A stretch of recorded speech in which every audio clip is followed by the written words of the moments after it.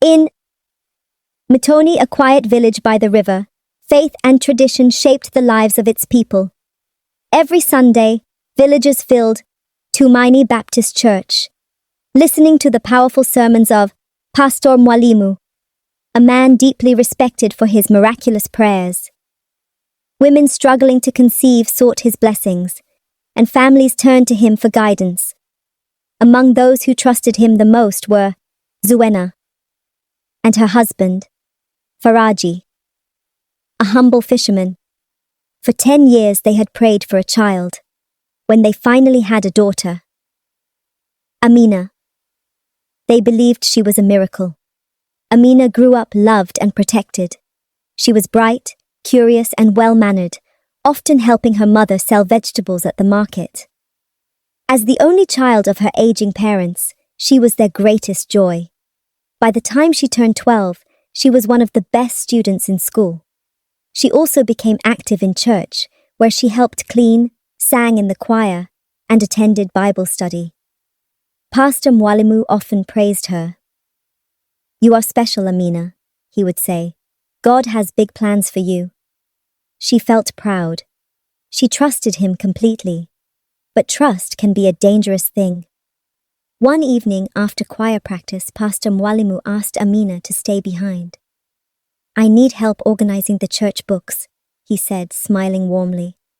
She agreed without hesitation. But when they were alone, his smile changed. His voice lowered. "You're growing into a beautiful girl," he whispered. "God has chosen you for something great." Then his hands moved where they shouldn't. Amina froze. She wanted to scream, but fear strangled her voice. "Don't tell anyone," he warned. "This is our special blessing. If you speak, your parents will suffer, and God will be angry." She ran home that night trembling. She wanted to tell her mother. But what if Pastor Mwalimu was right? What if her family was cursed?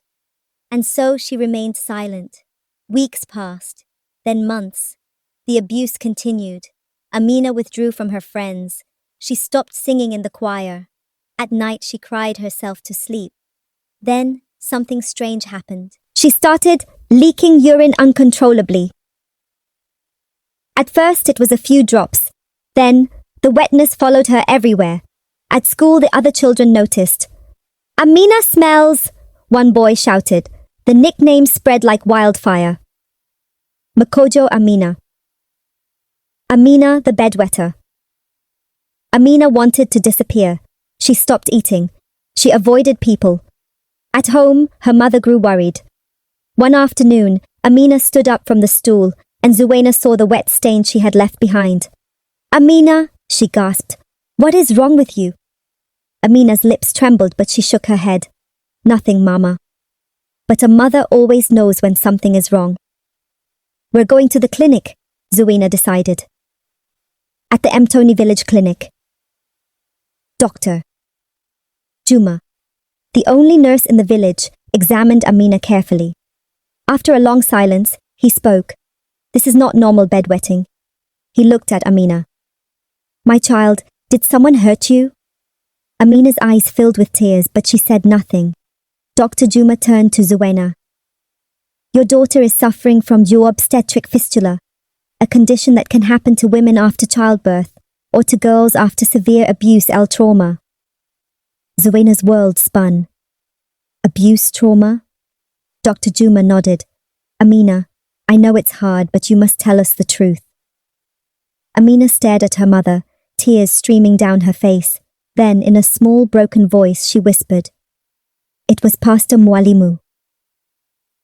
Zuena's hands shook. She couldn't believe it. Pastor Mwalimu? The same man who had prayed for her to have Amina? When Faraji heard the news, he grabbed his machete. "I'll kill him!" he roared. Zuena held his arm. "We need justice, not revenge." The next morning they went to the village chief. "This is a serious accusation," the chief said. "We must investigate." But before they could act, other girls came forward.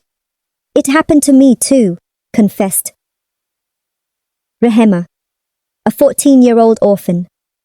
"And me," whispered Saida, a girl from the choir. The village was in shock. When the police arrived, they arrested Pastor Mwalimu. "This is a lie," he shouted as they dragged him away. "I am a man of God." But no one believed him anymore.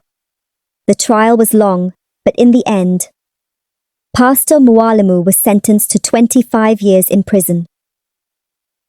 Amina's case was taken to a hospital in the city, where she underwent surgery for her condition. It would take months of healing, but she was no longer ashamed. With therapy and support, she found her voice again. One Sunday she stood before the church congregation and spoke. "For years, I suffered in silence. But now I speak for every girl who was too scared to tell the truth. No child should ever go through what I did." Her words changed the village. Parents became more protective of their children. The church introduced strict rules to keep children safe. People learned that respecting someone doesn't mean trusting them blindly. Amina was no longer Makojo Amina. She was Amina the survivor. And her story would save many others.